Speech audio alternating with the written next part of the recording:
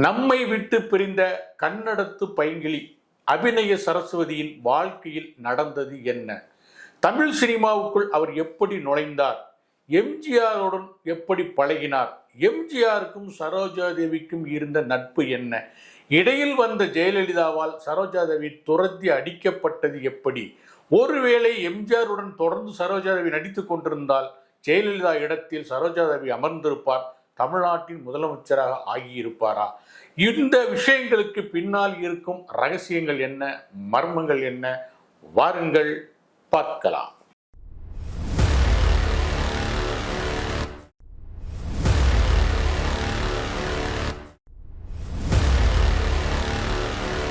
ஒலிபெருக்கி நேயர்கள் அனைவருக்கும் அன்பு வணக்கம். கன்னடத்து பைங்கிளி அபிநய சரஸ்வதி என்றெல்லாம் தமிழ்நாட்டு மக்களால் போற்றி புகழப்பட்ட 1960, 70 காலகட்டங்களில் அன்றைக்கு இளைஞர்களாக இருந்தவர்களின் கனவு கன்னியாக விளங்கிய சரோஜா தேவி அம்மையார் அவர்கள் தங்களுடைய 87வது வயதில் சமீபத்தில் காலமானாங்க. கடந்த சில நாட்களுக்கு முன்னாடி அவங்க காலமானதுக்கு பிறகு இப்போ நம்ம அவங்கள பற்றி நிறைய பேசுகிறோம். இன்னைக்கு பழைய, அதாவது கருப்பு வெள்ளை காலத்திய நாயகிகளில் உயிரோடு இருப்பவர்களில் ஒரு சிலராக சரோஜா இருந்தார். இப்போது அவர் இல்லை.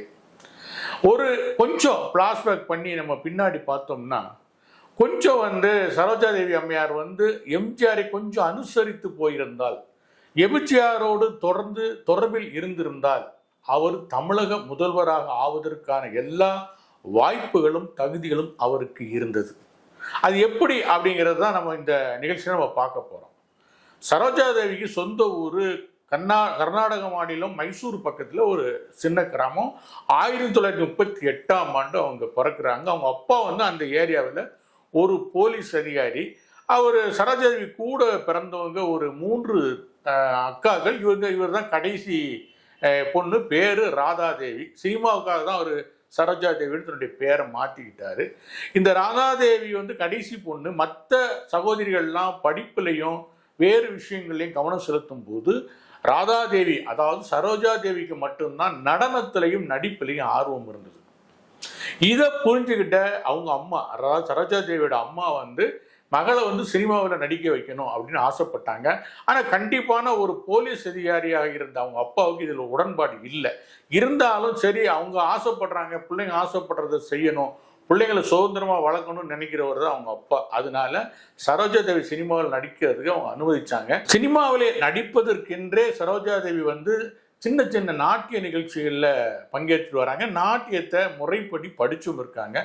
அப்படி நாடகத்தில் அந்த நாட்டியம் ஆடுகிறத ஒரு மேடையில் பார்த்துட்டு தான் அவங்களுக்கு 1955ஆம் ஆண்டு மகாகவி காளிதாஸ் அப்படிங்கிற கன்னட படத்தில் நடிக்க வாய்ப்பு கிடைக்குது. அப்போ அவங்களுக்கு வயசு 13 அல்லது 14. இந்த நிலையில தான் 1958ஆம் ஆண்டு ஜெமினி கணேசன் நடிக்கிற திருமணம் அப்படிங்கிற ஒரு படத்தை பீம்சிங் ஆரம்பிக்கிறாரு. அந்த படத்தில் ஏதாவது ஒரு புதுமுகத்தை அறிமுகப்படுத்தணும் அப்படின்னு சொல்லிட்டு கர்நாடகாவில் இருந்து சரோஜா தேவியை அழைச்சிட்டு வர்றாரு. அப்போ அவங்களுக்கு ஒரு 16, 17 வயசு இருக்கும். ஆனால் என்னன்னா, இவங்க நடிக்க இந்த என்னைக்கு தமிழ்நாட்டு மண்ணில் காலை பதிச்சாங்களோ அன்னைக்கே இவங்க எம்ஜிஆரோட கண்ணில் பட்டுட்டாங்க. திருமண படத்துக்கான போட்டோ ஷூட் ஏவிஎம்ல நடந்தப்போ அதை தற்செயலாக பார்த்த எம்ஜிஆர், யாரா இந்த பொண்ணு இவ்வளவு அழகா, கண்ணுலாம் அவ்வளோ நேர்த்தியா, உடல் அமைப்பு அப்படியே சிற்ப மாதிரி. அதுவும் இல்லாமல் அந்த காலத்தில் கதாநாயகிலாம் பார்த்தீங்கன்னா சற்று உயர குறைவாக தான் இருப்பாங்க. இன்னொரு விஷயம் என்னன்னா, ஏன் உயரம் குறைவாக இருக்காங்கன்னா, கதாநாயகியாக நடிப்பதற்கு சற்று உயர குறைவான பெண்களை தான் அப்போ தேர்ந்தெடுத்தாங்க. காரணம் என்னன்னா, ஹீரோக்களை விட அவங்க உயரமாக இருந்துடக்கூடாது. அப்படி இருந்தால் ஜோடி பொருத்தம் நல்லா இருக்காதுங்கிறதுக்காக நடிக்க வருவதற்கான முதல் தகுதியை சற்று உயர குறைவாக இருக்கணும் அப்படிங்கிறது தான். இதில் எம்ஜிஆர் இந்த அம்மா இப்படி நம்ம சராசரி உயரத்தை விட கொஞ்சம் அதிகமாக இருக்கிறாங்க, அவ்வளோ அமைப்பாக இருக்கிறாங்களேன்னு அவர் கண்ணில் படுறாரு. யாருன்னு கேட்குறப்ப இந்த மாதிரி திருமணங்கிற ஒரு படத்தில் நடிக்க வந்திருக்காங்க அப்படின்னு சொன்ன உடனே எம்ஜிஆர் என்ன பண்ணுறாரு, டக்குன்னு அந்த அம்மாவை கூப்பிட்டு, நான் ஒரு படம் பண்ணுறேன், நாடோடி மன்னன் ஒரு படம் பண்ணுறேன், நானே டைரக்ட் பண்ணுறேன், நானே தயாரிக்கிறேன், இது பிரம்மாண்டமான படம், நிறைய பொருட்செலவில் எடுக்கிறேன், இந்த படத்தில் நீங்கள் அறிமுகமானீங்கன்னா உங்களுடைய ஃபியூச்சர் நல்லா இருக்கும் அப்படின்னு சொல்லி சரோஜா தேவியையும் அம்மாவையும் கூப்பிட்டு கன்வின்ஸ் பண்ணுறாரு. அதனால அவங்க திருமணங்கிற படத்திலிருந்து விலகி எம்ஜிஆரோட இணைகிறாங்க. அவர் திருமண படத்தில் வழக்கம் போல ஜெமினி கணேசனுக்கு சாவித்திரியை சாவித்திரி ஜோடியா நடிக்க அந்த படம் தனியாக தயாராகுது. இவங்க வந்து எம்ஜிஆர் படமான நாடோடி மன்னனுக்கு வந்துட்டாங்க. ஏற்கனவே இந்த படத்துல வந்து பானுமதி நடிக்கிறாங்க. 2 எம்ஜிஆருங்கிறதுனால இன்னொரு எம்ஜிஆருக்கு ஜோடியா சரோஜா தேவியை இந்த படத்துல அறிமுகப்படுத்துறாரு எம்ஜிஆர். நாடோடி மன்னன் படம் எந்த அளவுக்கு பேசப்பட்டதோ அந்த அளவுக்கு எம்ஜிஆர் சரோஜா தேவி ஜோடி வந்து பேசப்பட்டது. இது எம்ஜிஆருக்கு ரொம்ப பிடிச்சி போச்சு. எம்ஜிஆரோட ஒரு வழக்கம் என்னன்னா, ஏதாவது ஒரு நாய் வந்து அவருக்கு மேட் ஃபார் ஈச் அதர் அமைஞ்சிட்டா அந்த ஜோடியை ஜனங்க ரசிச்சுட்டா தொடர்ந்து அந்த அம்மாவோட அவர் வந்து படம் பண்ணுவார். இதற்கான ஒப்பந்தங்களை அடுத்தடுத்து அட்வான்ஸ் கொடுத்து போட்டுருவார். கிட்டத்தட்ட குறைஞ்சது ஒரு 6-7 படமாவது சேர்ந்து வேற யாரு கூட நடிக்காம சேர்ந்து நடிக்கிற மாதிரியான ஒப்பந்தங்களை அவர் அப்பயே போட்டுருவார். பிற்காலத்தில் லதா, மஞ்சுளா, ஜெயலலிதா மாதிரிலாம் இந்த மாதிரி தொடர்ந்து அவருடைய படங்களில் நடித்தவங்க தான். இதில் முதல்ல அமைஞ்சது வந்து சரோஜா தேவி. ஆனால் என்ன ஆச்சுன்னா, நாடோடி மன்னன் படத்துக்கு பிறகும் அவருடைய வெற்றிக்கு பிறகும் அந்த ஜோடி பேசப்பட்ட பிறகும் சரோஜா தேவி எம்ஜிஆரோடு தொடர்ந்து நடிக்கிற ஒப்பந்தத்துக்குள்ளே போகலை.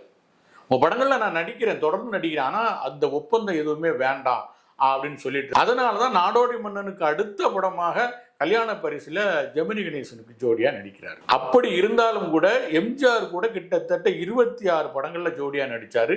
அதே நேரத்தில் சிவாஜி கூட 22 படத்துல ஜோடியா நடிச்சார். எம்ஜிஆர் கூட நடிக்கும் போதே சிவாஜியோட நடித்த நடிகைகள் மிகவும் குறைவு.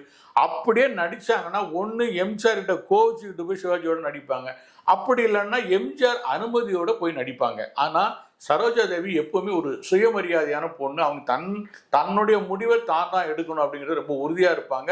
அதுக்கு முக்கிய காரணம் வந்து அவங்க அம்மா. ஏன்னா அவங்க அம்மா தான் அவருக்கு மேனேஜரு, உதவியாளர், மேக்கப் மேன் எல்லாமே அவங்க அம்மா தான். அவங்க அம்மா டிசைட் பண்றதா இந்த படத்துல நடினா நடிப்பாங்க, நடிக்காதனா நடிக்க மாட்டாங்க. அம்மா தான் அவங்கள வந்து டிசைன் பண்ணவங்க. அந்த அம்மா பயங்கரமான போல்டான போலீஸ்காரன் கொண்டாட்டியாச்சு, பயங்கரமான போல்டான ஆளுங்கிறதுனால ரொம்ப கட்டுக்கோப்ப மகளை வச்சிருந்தாங்க. அதனால தான் எம்ஜிஆருடைய வளையத்துக்குள்ள சரோஜா தேவி கடைசி வரைக்கும் சிக்கலை. ஆனாலும் அவரோட 26 படங்களை நடிச்சாங்க. அந்த ஜோடி நடித்த படம் எல்லாமே ஹிட் ஆச்சு. ஒரு படம் கூட ஃபெயிலியர் கிடையாது. சிவாஜி கூட நடித்த படங்களாச்சும் கொஞ்சம் ஃபெயிலியர் ஆகிருக்கு. ஆனால் ஒரு படம் கூட எம்ஜிஆரோட நடித்து 26 படமும் ஹிட்டான படங்கள் தான் நடிச்சுக்கிட்டு இருந்தார். இந்த நேரத்தில் தான் எம்ஜிஆர் கொஞ்சம் கொஞ்சமாக அரசியல் அதிகமாக வளரும் போது தன்னுடைய அரசியல் வாரிசாக வந்து சரோஜா தேவியை நியமனம் பண்ணலாம், கொண்டு வரலான்னு அவர் முடிவு பண்ணி இது சம்பந்தமாக அவர்கிட்ட பேசுகிறாங்க. அப்போ சரோஜா தேவி அம்மையார் என்ன சொல்லிடுறாங்கன்னா, இல்லைங்க, எனக்கு அரசியல் சரிப்பட்டு வராது, எனக்கு வந்து திரை உலகம் தான், நடிப்பு தான், டான்ஸ் தான் எனக்கு வேணும், எனக்கு அரசியல் வேண்டாம். என்றாலும் நான் வந்து இன்னொரு மாநிலத்துக்கு பொண்ணு, கர்நாடகத்துக்கு பொண்ணு, நான் வந்து தமிழ்நாட்டு அரசியலில் ஈடுபடுவது வந்து அவ்வளவு பொருத்தமாக இருக்காது அப்படின்னு சொல்லி தான் எம்ஜிஆர் போட்டு கொடுத்த அரசியல் பாதையில் அவங்க பயணிக்க மறுத்துட்டாங்க. இது எம்ஜிஆருக்கு அடுத்த கோபம். தன்னை தவிர மற்றவர்களோடு நடித்தாரே என்கிற ஒரு கோபம் ஒரு பக்கம் இருந்துகிட்டே இருக்கும்போது தான் அனைத்தும் அவர் அரசியலுக்கு வரவில்லையேங்கிற கோபம் அடுத்துதான் அவருக்கு ஏற்பட்டுச்சு. இந்த மாதிரியான சூழ்நிலையில தான் 1967ஆம் ஆண்டு அரச கட்டளையின் ஒரு படத்தை எம்ஜிஆர் கொண்டு வர்றாரு. இந்த படத்தை இதை எம்ஜிஆர் தயாரிக்கிறாரு. அவங்க அண்ணன் எம்ஜி சக்கரபாணி வந்து இதை டைரக்ட் பண்றாரு அரச கட்டளையை. இந்த படத்துல சரோஜா தேவி தான் நாயகி. படம் ஆரம்பிச்சாச்சு. எம்ஜிஆருக்கும் சரோஜா தேவிக்கும் சின்ன உரசல் இருக்கு.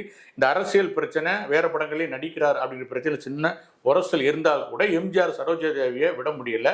அதனால அரச கட்டளையில் அவர் தான் ஹீரோயின் அப்படின்னு முடிவாச்சு. இந்த நேரத்தில் படப்பிடிப்பு ஆரம்பிச்ச பிறகு திடீர்னு ஜெயலலிதாவை உள்ள கொண்டு வர்றாரு எம்ஜிஆர். அப்போ ஜெயலலிதாவுக்கு வந்து 14-15 வயசு. அதோடு மட்டும் இல்லாமல் அவருடைய கேரக்டரை புதுசாக உருவாக்கி அவருக்கு முக்கியத்துவம் கொடுத்து அவருக்கு பல நடனங்கள் கொடுத்து பல பாடல் காட்சிகள் கொடுத்து கிட்டத்தட்ட சரோஜா தேவிக்கு ஈக்குவலான ஒரு கேரக்டரா ஜெயலலிதாவுடைய கேரக்டரை உருவாக்குனாரு. படப்பிடிப்பின் போதும் சரோஜா தேவியை விட ஜெயலலிதாவிடம் அதிக அக்கறை காட்டினாரு. அதாவது சரோஜா தேவியை வெறுப்பேற்றுறதுக்காக அக்கறை காட்டினார். இந்த மாதிரி விஷயங்கள் எல்லாம் படப்பிடிப்பு ஃபுல்லாக நடந்துச்சு. அந்த படத்தில் ஒப்புக்கொண்டபடி சரோஜாவை நடித்து முடிச்சாங்க. படம் வெளியாச்சு. ஆனால் எதிர்பார்த்த அளவு பிரமாண்டமாக படம் ஓடலை. ஆனால் அப்போ சரோஜா தேவி முடிவு பண்ணாங்க, இனி எம்ஜிஆர் படங்களில் நடிப்பது இல்லை அப்படின்னு ஒரு முடிவு பண்ணாங்க. இப்படி ஒரு முடிவை எடுத்த முதல் நடிகை சரோஜா தேவி தான். அவர் கட்டுப்பாட்டுக்குள்ள போகாம சுதந்திரமா இருந்தாரு.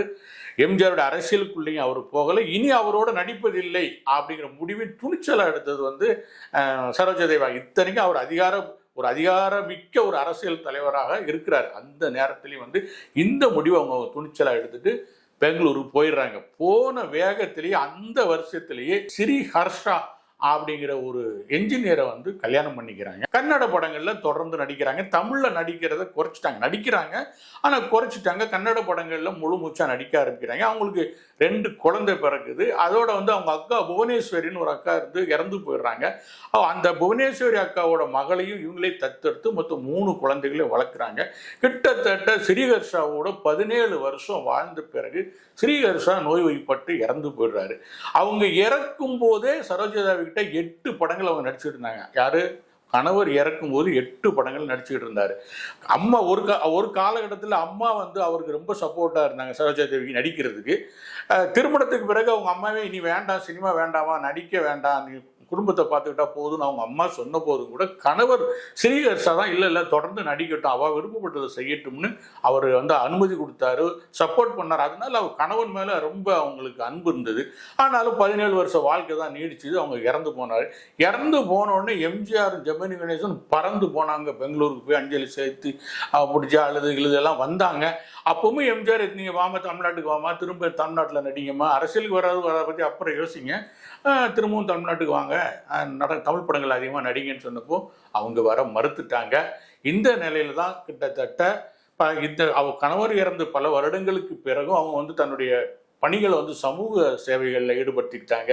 அவங்களுக்கு வந்து கிட்டத்தட்ட 500-600 கோடி ரூபாய்க்கு சொத்து இருக்கு. ஏன்னா அந்த காலத்திலே ஹீரோக்கு இணையான சம்பளம் வாங்கின அம்மாங்கிறதுனால நிறைய சொத்துகள் இருக்கு. அதை வச்சுக்கிட்டு ஏதோ சில சமூக அமைப்புகள் நடத்திக்கிட்டு அதன் மூலம் உதவி பண்ணிக்கிட்டு பிள்ளைங்களை வளர்த்துக்கிட்டு பேரம்பேத்திகளோட ரொம்ப மகிழ்ச்சியான வாழ்க்கை தான் தன்னுடைய கடைசி காலத்தில் வாழ்ந்தாங்க. சரோஜாதேவியோட வாழ்க்கையிலிருந்து நம்ம கத்துக்கிறது என்னன்னா, சுயமரியாதை உள்ள பெண்ணை யாரும் அசைத்து பார்க்க முடியாது அப்படிங்கிறதான் அவங்க வாழ்க்கையிலிருந்து நாம கத்துக்க வேண்டிய விஷயம். சரோஜாதேவி 200 படங்களுக்கு மேல நடிச்சிருந்தாலும் எம்ஜிஆரோடு நெருங்கிய நட்புல இருந்தாலுமே வந்து அவங்க அரசியலுக்கு வரல. தான் இன்னொரு மாநிலத்து பெண் தமிழ்நாட்டு அரசியலுக்கு வரக்கூடாது அப்படிங்கிறதுல உறுதியா இருந்தாங்க. அந்த வகையில மிகவும் பாராட்டப்பட வேண்டிய ஒரு நடிகையா அவங்க இருந்தாங்க. இன்னைக்கு திரைப்படத்துக்கு வருகிற பெண்களுக்கும் இனி வரப்போகிற பெண்களுக்குமே வந்து ஒரு முன்மாதிரியான நடிகையா சரோஜாதேவி இருந்தாங்க. நன்றி நேயர்களே. உண்மையை பேசுவோம், அதை உரக்க பேசுவோம். இந்த நிகழ்ச்சி உங்களுக்கு பிடிச்சிருந்தா லைக் பண்ணுங்க, ஷேர் பண்ணுங்க, சப்ஸ்கிரைப் பண்ணுங்க. நன்றி, வணக்கம்.